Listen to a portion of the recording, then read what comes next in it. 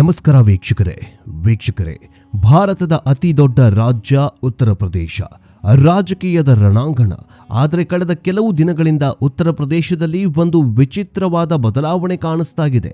ನೀವು ಅಲ್ಲಿನ ಗಲ್ಲಿಗಳಿಗೆ ಹೋದ್ರೆ, ರಸ್ತೆಗಳಿಗೆ ಹೋದ್ರೆ, ಅಲ್ಲಿನ ಸ್ಲಮ್ ಏರಿಯಾಗಳ ಕಡೆ ಕಣ್ಣಾಡಿಸಿದ್ರೆ ನಿಮಗೆ ಕಾಣಿಸೋದು ಬರೀ ಖಾಲಿ ದೃಶ್ಯಗಳು. ರಾತ್ರೋರಾತ್ರಿ ಇಡೀ ಏರಿಯಾವೇ ಖಾಲಿ ಆಗ್ತಾ ಇದ್ದಾವೆ. ನಿನ್ನೆ ಮೊನ್ನೆವರೆಗೂ ಗಿಜಿಗೊಡ್ತಾ ಇದ್ದ ಜನಸಂದಣಿ ಇಂದು ಮಾಯವಾಗಿ ಹೋಗ್ಬಿಟ್ಟಿದೆ. ಉತ್ತರ ಪ್ರದೇಶದ ಜನ ಈಗ ಒಂದು ವಿಚಿತ್ರ ಸಮಸ್ಯೆಯನ್ನ ಎದುರಿಸುವಂತಾಗಿದೆ. ಅದೇನೆಂದ್ರೆ, ಮನೆ ಕೆಲಸಕ್ಕೆ ಜನ ಸಿಗ್ತಾಗಿಲ್ಲ, ಬಡಗಿಗಳು ಅಥವಾ ಕಾರ್ಪೆಂಟರ್ಗಳು ಸಿಗ್ತಾಗಿಲ್ಲ, ಕೂಲಿ ಕೆಲಸ ಮಾಡೋರು ಸಿಗ್ತಾಗಿಲ್ಲ.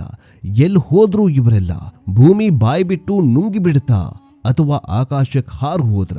ಒಂದೆಡೆ ಯೋಗಿ ಆದಿತ್ಯನಾಥ್ ಅವರ ಬುಲ್ಡೋಸರ್ ಘರ್ಜನೆ, ಇನ್ನೊಂದ್ ಕಡೆ ಸುಪ್ರೀಂ ಕೋರ್ಟ್ನ ಖಡಕ್ ಆದೇಶ, ಮತ್ತೊಂದ್ ಕಡೆ ಎಲೆಕ್ಷನ್ ಕಮಿಷನ್ನ ಸರ್ಜಿಕಲ್ ಸ್ಟ್ರೈಕ್. ಈ ಮೂರೂ ಶಕ್ತಿಗಳು ಒಟ್ಟಾಗಿ ಸೇರಿದ ಪರಿಣಾಮವೇ ಇವತ್ತಿನ ಈ ಹೈಡ್ರಾಮಾ. ಅಕ್ರಮವಾಗಿ ಭಾರತಕ್ಕೆ ನುಸುಳಿ ಅಲ್ಲಿನ ಜನರ ಅನ್ನ ಕಸಿದುಕೊಂಡು, ಅಲ್ಲಿನ ವೋಟರ್ ಐಡಿ ಪಡೆದುಕೊಂಡು ರಾಜಾರೋಷವಾಗಿ ಮೆರಿತಾ ಇದ್ದ ಅಕ್ರಮ ಬಾಂಗ್ಲಾದೇಶಿ ವಲಸಿಗರು ಮತ್ತು ರೋಹಿಂಗ್ಯಾಗಳು ಈಗ ಚಾಪೆ ಸುತ್ತಿಕೊಂಡು ಓಡ್ ಹೋಗ್ತಿದ್ದಾರೆ. ಉತ್ತರ ಪ್ರದೇಶದಲ್ಲಿ ನಡೀತಾ ಇರೋದು ಸಾಮಾನ್ಯವಾದ ತಪಾಸಣೆಯಲ್ಲ, ಇದು ಆಪರೇಷನ್ ಟಾರ್ಚ್.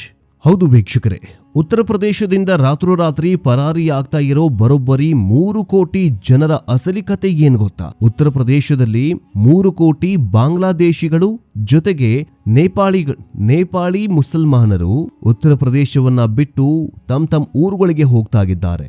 ಈ 3 ಕೋಟಿ ಬಾಂಗ್ಲಾ ಮುಸಲ್ಮಾನರ ಅಸಲಿ ಕತೆಗೆ ಬೇರೆಯಾಗಿದೆ. ಚುನಾವಣಾ ಆಯೋಗ ಕೊಟ್ಟ ಆ ಒಂದು ಫಾರ್ಮ್ ನೋಡಿ ಅಕ್ರಮ ವಲಸಿಗರು ನಡುಗಿ ಹೋಗಿದ್ದಾರೆ.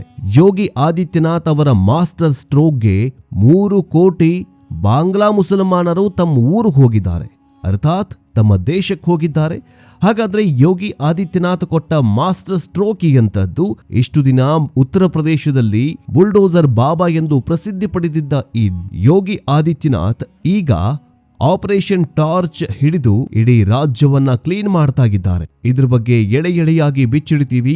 ಆದ್ರೆ ಅದಕ್ಕಿಂತ ಮುಂಚೆ ಯೋಗಿ ಆದಿತ್ಯನಾಥ್ ಅವರು ಅಕ್ರಮ ವಲಸಿಗರನ್ನ ಹೊರಗೆ ದಬ್ಬತಾ ಇರೋದು ಎಷ್ಟರ ಮಟ್ಟಿಗೆ ಸರಿ? ಇದು ಸರಿಯಾದ ನಿರ್ಧಾರನ? ಇಂತಹ ಸಿಎಂ ನಮ್ಮ ರಾಜ್ಯಗಳಿಗೂ ಕೂಡ ಬೇಕಾ? ಯೋಗಿ ಆದಿತ್ಯನಾಥ್ ಅವರು ಪ್ರಧಾನಿಯಾಗಬೇಕಾ? ಎಲ್ಲ ಪ್ರಶ್ನೆಗಳಿಗೆ ನಿಮ್ಮಿಂದ ನಾವು ಅಭಿಪ್ರಾಯವನ್ನ ಪಡೆದುಕೊಳ್ತಾ ಇದ್ದೀವಿ. ನಿಮ್ಮ ಅನಿಸಿಕೆಯನ್ನು ಕಮೆಂಟ್ ಮೂಲಕ ತಿಳಿಸಿ. ಬನ್ನಿ ವಿಡಿಯೋವನ್ನ ಶುರು ಮಾಡೋಣ. 2,91,00,000 ಮತದಾರರು ಎಲ್ಲಿ ಹೋದ್ರು? ಈ ಪ್ರಶ್ನೆಗೆ ಉತ್ತರ ಇಡೀ ದೇಶವೇ ಕೇಳ್ತಾಗಿದೆ. ವೀಕ್ಷಕರೇ, ನಾವು ಹೇಳ್ತಾ ಇರೋ ಅಂಕಿಅಂಶವನ್ನ ಒಂದು ಸರ್ತಿ ಕೇಳಿದ್ರೆ ಶಾಕ್ ಆಗೋಗ್ಬಿಡ್ತೀರಾ. ಉತ್ತರ ಪ್ರದೇಶದಲ್ಲಿ ಇತ್ತೀಚೆಗೆ ಮತದಾರರ ಪಟ್ಟಿ ಪರಿಷ್ಕರಣೆ ನಡೀತಾ ಇದೆ. ಅಂದ್ರೆ ವೋಟರ್ ಲಿಸ್ಟ್ ಅಪ್ಡೇಟ್ ಮಾಡೋ ಪ್ರಕ್ರಿಯೆ ನಡೀತಾ ಇದೆ. ಅಂದ್ರೆ ಯಾರ್ಯಾರು ವೋಟರ್ ಲಿಸ್ಟ್ ಅಲ್ಲಿ ಸೇರ್ಕೊಂಡಿದ್ದಾರೆ, ಯಾರ್ಯಾರು ಡೆತ್ ಆಗಿದಾರಲ್ಲ, ಯಾರ್ಯಾರು ಅಸುನೀಗಿದಾರಲ್ಲ, ಅವರ ಹೆಸರನ್ನ ತೆಗೆಯೋ ಪ್ರಕ್ರಿಯೆ ನಡೆಸಲಾಗ್ತಾ ಇದೆ. ಇದೇ ಟೈಮಲ್ಲಿ ಎಲೆಕ್ಷನ್ ಕಮಿಷನ್ ಒಂದು ಮಹತ್ವದ ಕೆಲಸ ಮಾಡಿತು. ಅದೇ ಎನ್ಯುಮರೇಷನ್ ಫಾರ್ಮ್ ನೀಡೋದು. ಅಂದ್ರೆ ಪ್ರತಿಯೊಂದು ಮತದಾರನಿಗೂ ಒಂದು ಫಾರ್ಮ್ ಕೊಟ್ಟು ಅದರಲ್ಲಿ ನಿಮ್ಮ ಸಂಪೂರ್ಣ ವಿವರ ಬರೆದು ವಾಪಸ್ ಕೊಡಿ ಅಂತ ಹೇಳಲಾಗಿತ್ತು. ಆದ್ರೆ ಆಗಿದ್ದೇನ್ ಗೊತ್ತಾ? ಬರೋಬ್ಬರಿ 2,91,00,000 ಜನ ಈ ಫಾರ್ಮ್ ಅನ್ನ ವಾಪಸ್ ಕೊಟ್ಟೆಗಿಲ್ಲ. ಹೌದು, ನೀವು ಕೇಳ್ತಾ ಇರೋದು ನಿಜ. ಉತ್ತರ ಪ್ರದೇಶದ ಒಟ್ಟು ಮತದಾರರ ಸಂಖ್ಯೆ ಸುಮಾರು 14,13,40,40,000 ಆಸುಪಾಸಿನಲ್ಲಿದೆ. ಇದರಲ್ಲಿ ಸುಮಾರು 3 ಕೋಟಿ ಜನ ಅಂದ್ರೆ 2,91,00,000 ಜನ ಗಾಯಬಾಗಿದ್ದಾರೆ. ಚುನಾವಣಾ ಅಧಿಕಾರಿಗಳು ಮನೆಗೆ ಹೋಗಿ ಫಾರ್ಮ್ ಕಲೆಕ್ಟ್ ಮಾಡೋಕೆ ಹೋದ್ರೆ ಅಲ್ಲಿ ಮನೆಗಳೇ ಖಾಲಿ, ಇಡೀ ಬಡಾವಣೆಗಳೇ ಸ್ಮಶಾನವಾದಂತೆ ಮೌನವಾಗಿವೆ. ಅಧಿಕಾರಿಗಳು ತಲೆ ಚೆಚ್ಚಿಕೊಳ್ಳುವ ಪರಿಸ್ಥಿತಿ ಬಂದಿದೆ. ಫಾರ್ಮ್ ಕೊಟ್ಟಾಗ ಇಲ್ಲೇ ಇದ್ರು ವಾಪಸ್ ಕೇಳೋಕ್ ಹೋದ್ರೆ ಐಸ್ಲ್ಯಾಂಡ್ ತರ ಕರಗ್ ಹೋಗ್ಬಿಟ್ಟಿದ್ದಾರೆ. ನೊಣ ಹೊಡೆಯೋರು ಕೂಡ ಇಲ್ಲ. ಹಾಗಾದ್ರೆ ಇದರ ಅರ್ಥ ಏನು? ಇದರ ನೇರವಾದ ಅರ್ಥ ಏನಂದ್ರೆ, ಇವರೆಲ್ಲ ಕಳ್ಳ ಮತದಾರರು. ಇವರೆಲ್ಲರೂ ಅಕ್ರಮವಾಗಿ ನೆಲೆಸಿದ್ದ ಬಾಂಗ್ಲಾದೇಶಿ ನುಸುಳುಕೋರರು ಅಥವಾ ರೋಹಿಂಗ್ಯಾಗಳು. ಯಾವಾಗ ತಮ್ಮ ಪೌರತ್ವ ಸಾಬೀತು ಪಡಿಸಬೇಕಾದ ಫಾರ್ಮ್ ಕೈಗೆ ಬಂತು, ಯಾವಾಗ ಅಧಿಕಾರಿಗಳು ದಾಖಲೆ ಕೇಳೋದಕ್ಕೆ ಶುರು ಮಾಡಿದ್ರು, ಸಿಕ್ಕಿ ಬೀಳುವ ಭಯದಲ್ಲಿ ರಾತ್ರೋರಾತ್ರಿ ಗಂಟು ಮೂಟೆ ಕಟ್ಟಿಕೊಂಡು ಪರಾರಿಯಾಗಿದ್ದಾರೆ. ಈಗ ಚುನಾವಣಾ ಆಯೋಗಕ್ಕೆ ಇರೋ ಒಂದೇ ಒಂದು ದಾರಿ ಏನಂದ್ರೆ, ಯಾರೆಲ್ಲ ಫಾರ್ಮ್ ವಾಪಸ್ ಕೊಟ್ಟಿಲ್ವೋ ಅವರ ಹೆಸರನ್ನ ವೋಟರ್ ಲಿಸ್ಟ್ ಇಂದ ಶಾಶ್ವತವಾಗಿ ಡಿಲೀಟ್ ಮಾಡೋದು. ಇದು ಸಾಮಾನ್ಯ ಸಂಖ್ಯೆಯಲ್ಲ ಸ್ನೇಹಿತರೆ. 3 ಕೋಟಿ ಅಂದ್ರೆ ಒಂದು ಚಿಕ್ಕ ದೇಶದ ಜನಸಂಖ್ಯೆಯಷ್ಟು ಇದೆ. ಇನ್ನು ಇಂಡಿ ಒಕ್ಕೂಟಕ್ಕೆ ಬಿಗ್ ಶಾಕ್ ಕೊಟ್ಟಂತಾಗಿದೆ. ಜೊತೆಗೆ ವೋಟ್ ಬ್ಯಾಂಕ್ ರಾಜಕೀಯ ಅಂತ್ಯವಾಗ್ತಾ ಇದೆ ಉತ್ತರ ಪ್ರದೇಶದಲ್ಲಿ. ಈ 3 ಕೋಟಿ ವೋಟ್ ಡಿಲೀಟ್ ಆಗ್ತಾ ಇರೋದು ಯಾರಿಗ್ ಲಾಭ ಯಾರಿಗ್ ನಷ್ಟ ಅನ್ನೋದು ಈಗ ದೊಡ್ಡ ಪ್ರಶ್ನೆಯಾಗಿ ಹೋಗ್ಬಿಟ್ಟಿದೆ. ನಿಮಗೆಲ್ಲ ಗೊತ್ತಿರೋ ಹಾಗೆ ಕಳೆದ ಲೋಕಸಭೆ ಚುನಾವಣೆಯ ಸಂದರ್ಭದಲ್ಲಿ ಬಿಜೆಪಿ ಮತ್ತು ಎನ್ಡಿಎ ಒಕ್ಕೂಟಕ್ಕೆ ಇಂಡಿ ಒಕ್ಕೂಟಕ್ಕಿಂತ ಕೇವಲ 67 ಲಕ್ಷ ವೋಟ್ಗಳು ಮಾತ್ರ ಜಾಸ್ತಿ ಬಂದಿದ್ವು. ಅಂದ್ರೆ ಫೈಟ್ ಎಷ್ಟು ಟಫ್ ಆಗಿತ್ತು ಅಂತ ನೀವೇ ನೋಡಿ. ಆದರೆ ಈಗ ಡಿಲೀಟ್ ಆಗ್ತಾ ಇರೋದು 2,91 ಲಕ್ಷ ವೋಟುಗಳು. ಈ ವೋಟುಗಳು ಯಾರದ್ದು? ಇವು ಬಿಜೆಪಿಗೆ ಬೀಳ್ತಾ ಇದ್ದ ವೋಟುಗಳ? ಖಂಡಿತ ಅಲ್ಲ.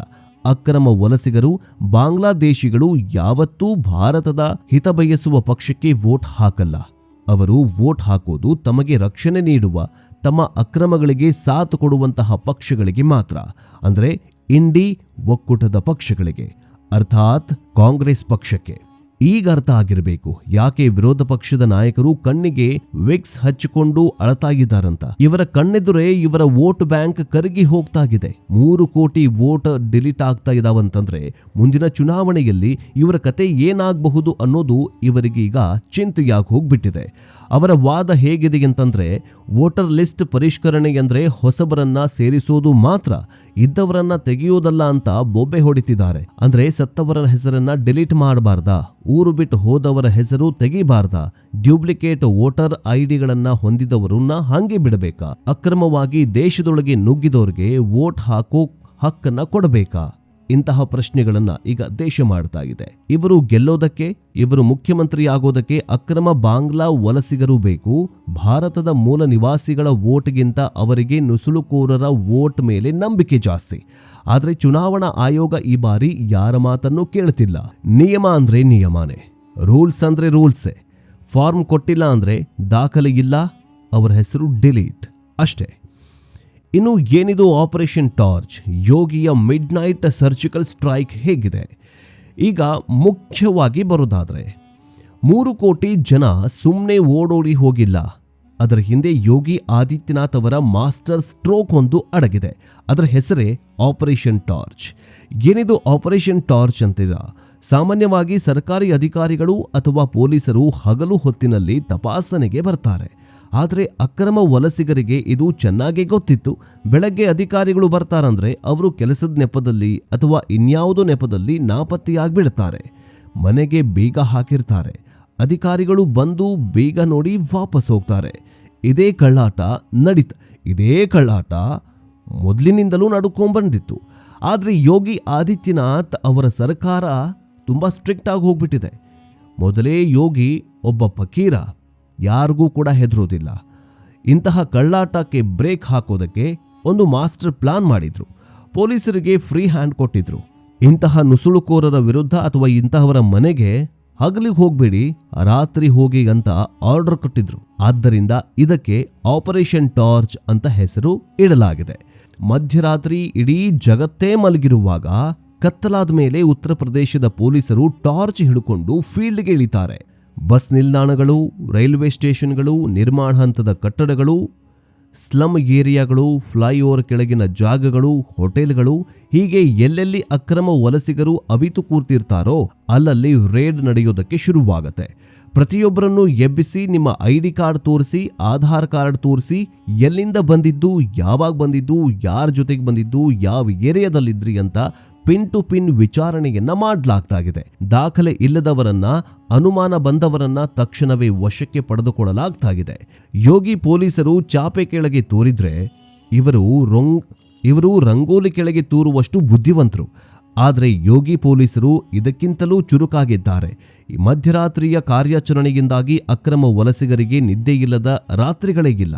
ಇವತ್ತು ನಮ್ಮ ಮನೆಗೆ ಬರ್ತಾರೆ, ನಾಳೆ ನಮ್ಮ ಮನೆಗೆ ಬರ್ತಾರೆ ಅನ್ನೋ ಭಯದಲ್ಲಿ ಅರ್ಧಕ್ಕರ್ಧ ಜನ ಈಗಲೇ ಗಂಟು ಮೂಟೆ ಕಟ್ಕೊಂಡು ರಾಜ್ಯ ಬಿಟ್ಟು ಓಡ್ ಹೋಗ್ತಿದ್ದಾರೆ. ಹಾಗಾದ್ರೆ ಸುಪ್ರೀಂ ಕೋರ್ಟ್ ತೀರ್ಪು ಮತ್ತು ಯೋಗಿಗೆ ದೊಡ್ಡ ಅಸ್ತ್ರ ಸಿಕ್ಕಂತಾಗಿದೆ. ಆ ಅಸ್ತ್ರ ಏನಂತಂದ್ರೆ, ಇಲ್ಲಿ ನಾವು ಗಮನಿಸಬೇಕಾದ ಇನ್ನೊಂದು ಮುಖ್ಯವಾದ ವಿಷಯ ಏನಂತಂದ್ರೆ, ಸುಪ್ರೀಂ ಕೋರ್ಟ್ನ ಪಾತ್ರ. ಇಷ್ಟು ದಿನ ಏನಾಗ್ತಾ ಇತ್ತು ಅಂದ್ರೆ, ಪೊಲೀಸರು ಯಾರನ್ನಾದ್ರೂ ಅಕ್ರಮ ವಲಸಿಗರು ಅಂತ ಹೇಳಿದ್ರೆ ಸಾಕು, ಈ ಕಡೆ ಇಂಡಿ ಒಕ್ಕೂಟದ ವಕೀಲರ ಪಡೆ ರಾತ್ರೋರಾತ್ರಿ ಸುಪ್ರೀಂ ಕೋರ್ಟ್ ಬಾಗಿಲು ಬಡಿತಾಗಿತ್ತು. ಅಯ್ಯೋ ಪಾಪ, ಬಡವರು, ಅವರ ಮಾನವ ಹಕ್ಕುಗಳ ಉಲ್ಲಂಘನೆ ಆಗ್ತಾ ಇದೆ, ಹೆಬಿಯಸ್ ಕಾರ್ಪಸ್ ಜಾರಿ ಮಾಡಿ ಅಂತ ಬೊಬ್ಬೆ ಹಾಕ್ತಾಗಿದ್ರು. ಭಾರತದ ಪ್ರಜೆಗಳ ಮೇಲೆ ಇಲ್ಲದೆ ಇರುವಂತಹ ಕಾಳಜಿ ಇವರಿಗೆ ರೋಹಿಂಗ್ಯಾಗಳ ಮೇಲೆ ಎಲ್ಲಿಲ್ಲದ ಪ್ರೀತಿ. ಆದರೆ ಈ ಬಾರಿ ಸುಪ್ರೀಂ ಕೋರ್ಟ್ ಕೂಡ ಖಡಕ್ ಆದೇಶ ನೀಡಿದೆ.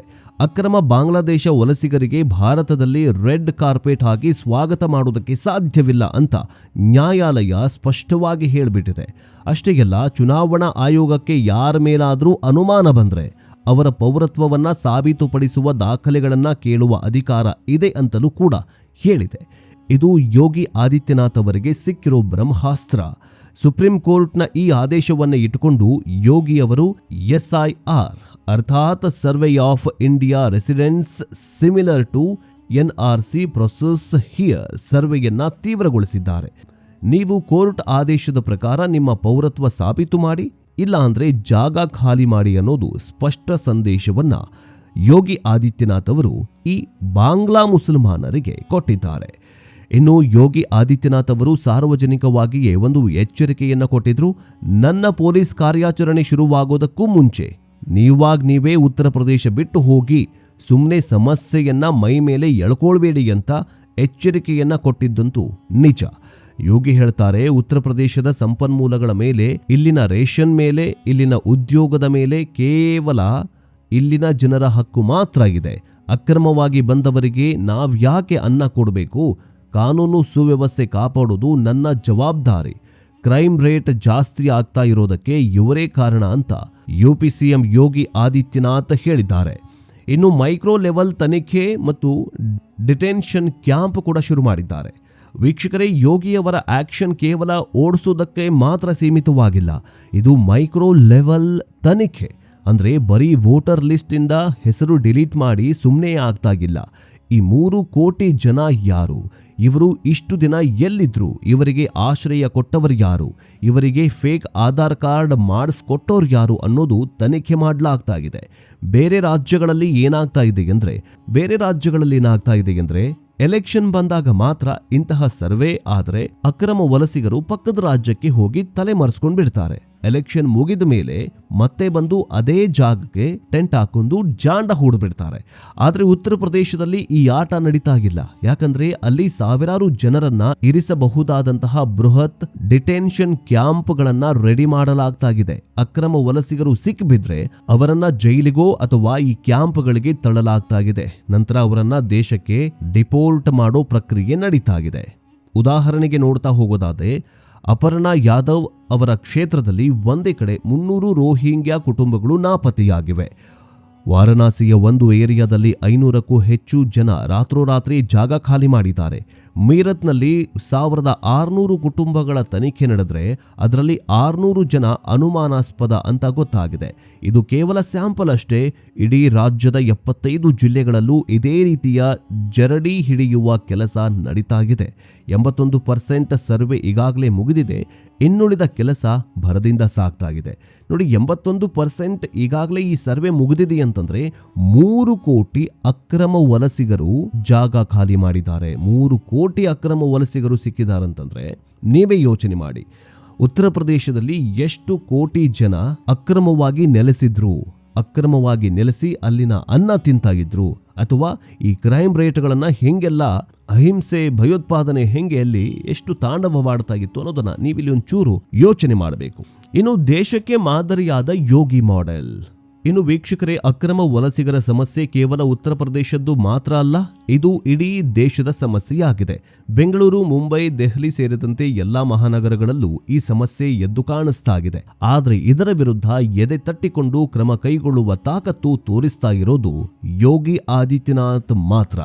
ಒಂದು ವೇಳೆ ಭಾರತದ ಎಲ್ಲಾ ರಾಜ್ಯಗಳು ಯೋಗಿಯವರಂತಹ ಈ ಆಪರೇಷನ್ ಟಾರ್ಚ್ ಮಾದರಿಯನ್ನ ಅಳವಡಿಸಿಕೊಂಡ್ರೆ ನಮ್ಮ ದೇಶ ಅಕ್ರಮ ವಲಸಿಗ ಮುಕ್ತ ರಾಷ್ಟ್ರ ಆಗೋದ್ರಲ್ಲಿ ಸಂಶಯವೇ ಇಲ್ಲ. ನಮ್ಮ ತೆರಿಗೆ, ನಮ್ಮ ಹಣ, ನಮ್ಮ ಉದ್ಯೋಗ, ನಮ್ಮ ಭದ್ರತೆ ನಮ್ಮವರಿಗೆ ಹೊರತು ಈ ಅಕ್ರಮ ವಲಸಿಗರಿಗೆ ಮಾತ್ರ ಅಲ್ಲ. ನಿಮ್ಮ ಊರಲ್ಲೂ ಕೂಡ ಕೆಲವೊಂದಿಷ್ಟು ಜನ ಅಕ್ರಮ ವಲಸಿಗರು ಬಂದು ನಿಂತ್ಕೊಂಡು ಬಿಟ್ಟಿದ್ದಾರೆ. ಈ ನೇಪಾಳಿಗಳು ಕೂಡ ಬಂದು ನಿಂತ್ಕೊಂಡು ಬಿಟ್ಟಿದ್ದಾರೆ. ಅವರು ನಿಮ್ಮ ಅಕ್ಕಪಕ್ಕದಲ್ಲಿದ್ದಾರಾ? ನಿಮ್ಮ ಏರಿಯಾ ಯಾವುದು ಅಂತ ಕಮೆಂಟ್ ಮಾಡಿ.